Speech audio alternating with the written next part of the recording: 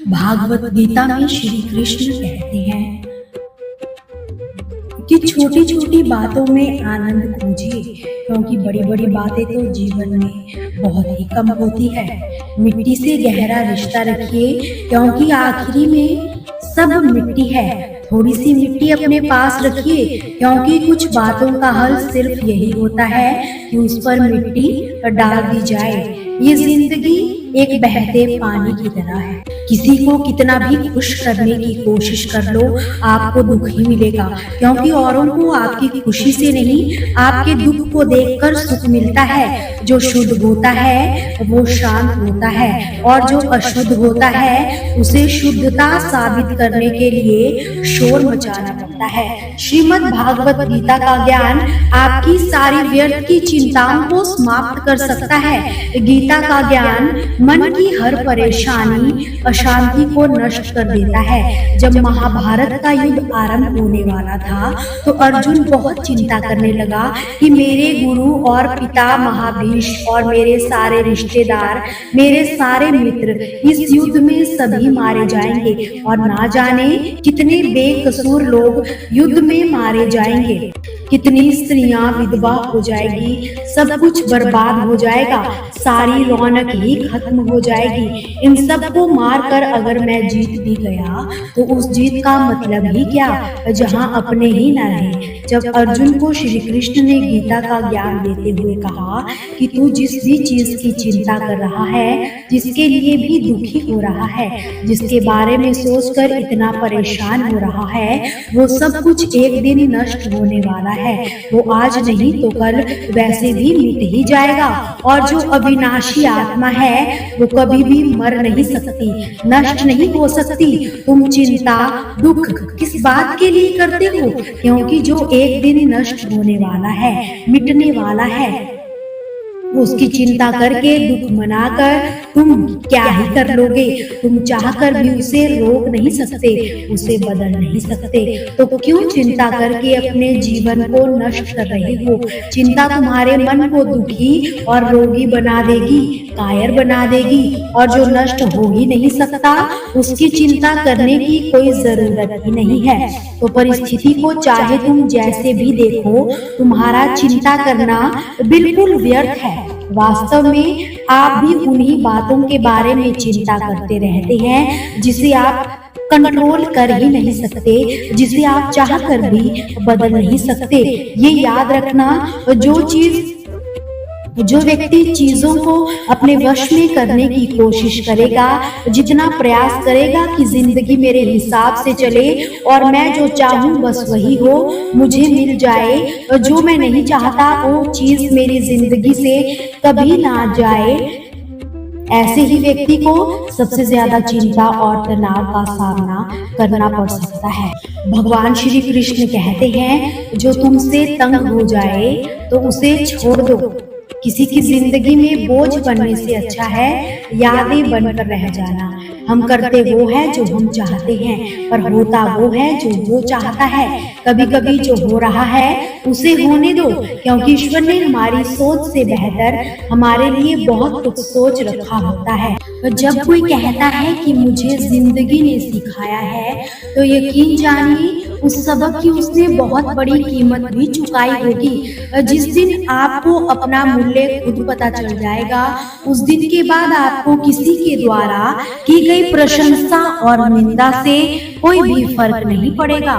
उस दिन आप अपने साथ खुश रहना सीख ही जाओगे। आपका बीता कल भले ही कष्टों से भरा हो, लेकिन आने वाली कहानी आज भी आपके ही हाथों में है। जीवन एक यात्रा है, इसे जबरदस्त तरीके से तय कीजिए। हम वो करते हैं जो हमारी सोच हमें बनाती है, इसीलिए इस बात का ध्यान रखिए कि आप क्या सोचते हैं। शब्द तो गौण है, विचार रहते हैं और वो दूर तक यात्रा करते हैं, इसलिए अपने बारे में हमेशा अच्छा ही सोचिए। भगवान श्री कृष्ण जब माता देवकी व पिता वासुदेव को कंस के चंगुल से छुड़वाने गए, तब उनकी उम्र 14 वर्ष थी। उनकी माता ने उनसे पूछा कि बेटा तुम तो भगवान हो, तो तुम हमें पहले ही कंस के चंगुल से छुड़वा सकते थे, इतनी देर क्यों कर दी? तो श्री कृष्ण ने कहा, माता, क्या पिछले जन्म में आपने मुझे 14 वर्ष का वनवास नहीं दिया था? माता हैरान रह गई, बोली, ये क्या कह रहे हो तुम? तब श्री कृष्ण ने बताया कि पिछले जन्म में मैं राम था, आप थी माता कैकेयी, और आपने ही ने मुझे 14 वर्ष का वनवास भी दिया था, और कर्म फल से कोई नहीं बच सकता माता, इसलिए आपको 14 साल का ये दुख सहना पड़ा। तब और आश्चर्यचकित होते हुए माता ने पूछा, तो यशोदा पिछले जन्म में कौन थी? श्री कृष्ण ने बताया, वो थी माता कौशल्या, जो 14 साल तक अपने पुत्र से अलग रही थी। इस जन्म में 14 साल उनके पास रहा और मेरे साथ रहने का माता और पुत्र के प्रेम का सुख नहीं मिला। मतलब यही है कि कर्म फल से ना उस युग में कोई बच पाया था, ना ही आज बचेगा। खुद भगवान भी कर्म फल से नहीं बच सकते, इसलिए अपने हर एक कर्म को बहुत सोच समझ कर कीजिए, क्योंकि जिसके भी खिलाफ आप कुछ गलत कर रहे हो, उससे आपकी शत्रुता कुछ समय या शायद एक जन्म की ही होगी, लेकिन उसके साथ कुछ गलत करके आप अपने कई जन्म बिगाड़ सकते हो। भगवान श्री कृष्ण ने कहा था कि सिर्फ एक वादा अपने आप से जिंदगी भर निभाना, और जहाँ तुम गलत ना हो वहाँ कभी सर मत झुकाना। किसी व्यक्ति के आपके पास आने के 3 ही मुख्य कारण होते हैं, भाव, अभाव और प्रभाव। यदि कोई आपके पास प्रेम भाव से आए तो उसे प्रेम दो, सम्मान दो। यदि कोई आपके पास अभाव में आए तो उसकी आवश्यकता समझो और जितना हो सके स्वयं से उसकी सहायता करो। और यदि कोई आपके पास प्रभाव के कारण आए तो भी उसे समुचित सम्मान दो।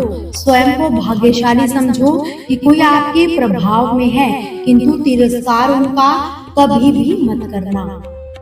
भगवान श्री कृष्ण ने कहा है, साथ रहकर जो छल करे उससे बड़ा कोई शत्रु नहीं, जो हमारे मुंह पर हमारी कमी बता दे उससे बड़ा कोई भी मित्र नहीं। कहा गया है कि अगर मन को वश में तुम नहीं करोगे तो वो तुम्हारा सबसे बड़ा शत्रु बन जाएगा। हमेशा शक करने वाला व्यक्ति कभी शांति प्राप्त नहीं कर सकता, इसलिए संदेह करने से बचिए। अधिक संदेह करने से मन की शांति भंग हो जाती है और व्यक्ति भ्रमित होकर अपने संबंधों को ही नष्ट कर देता है। तन की सुंदरता मन को आकर्षित करती है, जबकि स्वभाव की सुंदरता हृदय को आकर्षित करती है। इसलिए मनुष्य का स्वभाव हमेशा निर्मल होना चाहिए। कौन क्या कर रहा है, कैसे कर रहा है, क्यों कर रहा है, इन सब से आप जितना दूर रहोगे उतना ही खुश रहोगे।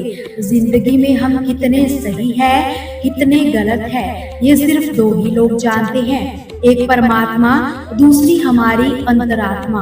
भगवान श्री कृष्ण कहते हैं कि जिस मनुष्य में ज्ञान की कमी और ईश्वर में श्रद्धा नहीं होती, वो मनुष्य जीवन में कभी भी आनंद प्राप्त नहीं कर सकता। मोह विनाश का कारण होता है। मनुष्य के दुखों का मूल कारण उसका मोह ही होता है। वो जितना मोह करेगा उतना ही कष्ट भी भोगेगा। पछतावा अतीत नहीं बदल सकता, चिंता भविष्य को नहीं संवार सकती। इसलिए वर्तमान का आनंद लेना ही जीवन का सच्चा सुख होता है। श्री कृष्ण कहते हैं, जो तुम्हारा साथ दे तुम उसका साथ दो, जो तुम्हें धोखा दे तुम उसे त्याग दो। जिस जगह आपका सम्मान ना हो वहाँ पर कभी भी जाना नहीं चाहिए, वरना लोग आपको कमजोर और बेवकूफ ही समझेंगे। जब तक आप अपने आप से ना हारो तब तक दुनिया की कोई भी ताकत आपको हरा नहीं सकती। कमजोर तुम नहीं, तुम्हारा वक्त है, और वक्त तो सभी का बदलता है। तुम बस अपना कर्म करते जाओ। जिसने कभी संकट ना देखा हो उसे अपनी ताकत का कभी एहसास नहीं होता। जो दूसरों की तकलीफों को समझते हैं, जिनमें दया है, जो दिल से अच्छे हैं, उन्हें दोबारा जन्म लेना नहीं पड़ता। श्री कृष्ण कहते हैं कि किसी को कुछ देकर कभी घमंड मत करना। क्या पता आप दे रहे हो या पिछले जन्मों का कर्जा चुका रहे हो। घमंडी मनुष्य का वंश, वैभव और प्रतिष्ठा तीनों ही चले जाते हैं। विश्वास ना हो तो रावण, कौरव और कंस को ही देख लीजिए। किसी पर विश्वास करना हो तो उनकी बातों पर नहीं, उनकी हरकतों पर ध्यान दीजिए। गुस्से के वक्त थोड़ा रुक जाने से, गलती के वक्त झुक जाने से ये जिंदगी और भी आसान हो जाती है। श्री कृष्ण कहते हैं जो भी मनुष्य भागवत गीता को पढ़कर उस पर अमल करता है उसके सभी दुष्कर्मों का प्रभाव समाप्त हो जाता है। और जो भाग्य में है वो भाग कर आएगा और जो भाग्य में नहीं है वो आकर भी चला जाएगा। दुख भोगने वाला आगे चलकर सुखी हो सकता है, लेकिन दुख देने वाला कभी सुखी नहीं हो सकता। सभी का ध्यान रखिए। दोस्तों, आपसे फिर मुलाकात होगी श्री कृष्ण के अनमोल विचारों के साथ। हमसे जुड़े रहने के लिए हमारे चैनल को सब्सक्राइब जरूर कीजिए। वीडियो को लाइक और शेयर करना बिल्कुल भी ना भूलिए। कमेंट में जय श्री कृष्णा जरूर लिखिए।